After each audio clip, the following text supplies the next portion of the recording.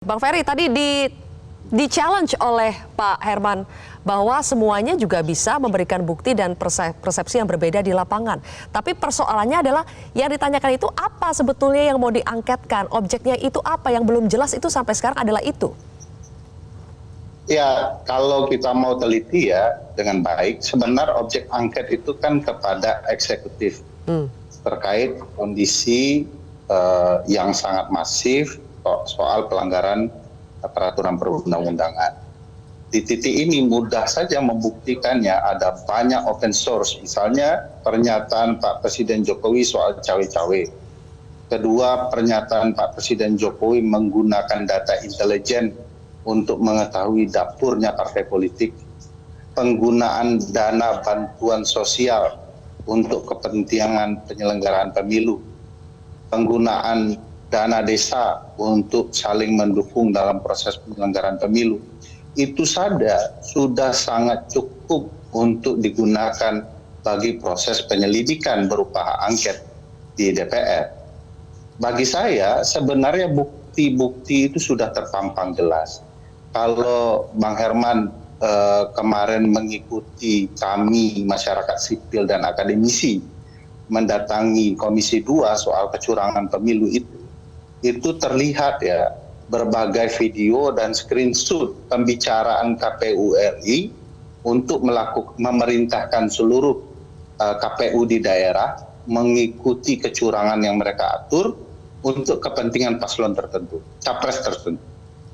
Nah, itu yang kemudian ditutup. Padahal itu ada 38 alat bukti, tidak hanya screenshot tetapi juga video dan rekaman suara perintah-perintah melakukan kecurangan. Bagi saya, bukti-bukti itu cukup memadai, sangat kuat bahkan. Kalau kita belajar ilmu kepemiluan, pork barrel politik atau politik gentong babi ini adalah salah satu jenis kecurangan penggunaan anggaran negara untuk memenangkan pertarungan pemilu. Di titik ini saja sudah terpampang kecurangan itu di depan mata. Bagi saya ini kesempatan dua belah pihak. Saya setuju dengan Ustaz Sarul ya. Tapi bukan berarti saya ini pendukungnya Ustaz Sarul dan capres yang lain. Saya setuju karena ini kesempatan bagi pihak yang menyatakan ini ada kecurangan ataupun bagi pihak yang menyatakan tidak ada kecurangan untuk sama-sama membuktikan siapa yang benar di hadapan publik. Tidak menggunakan ini untuk ruang penghentian hak angket. Karena hak angket ini bisa mengungkapkan hal-hal yang kemudian bagi kita perlu ditemukan jawabannya. Baik. Misalnya ada kecurangan soal surat suara yang tercoblos di Malaysia dan Taipei. Itu sampai hari ini, Bang Herman, tidak ada berita acara soal suara tercoblos itu. Memang dinyatakan rusak. Tetapi apakah ditarik kembali atau tidak diketahui. Kedua, sudah ada perintah mengirimkan surat suara yang lain. Bagaimana kalau dua barang ini sama-sama masih ada, kan gitu.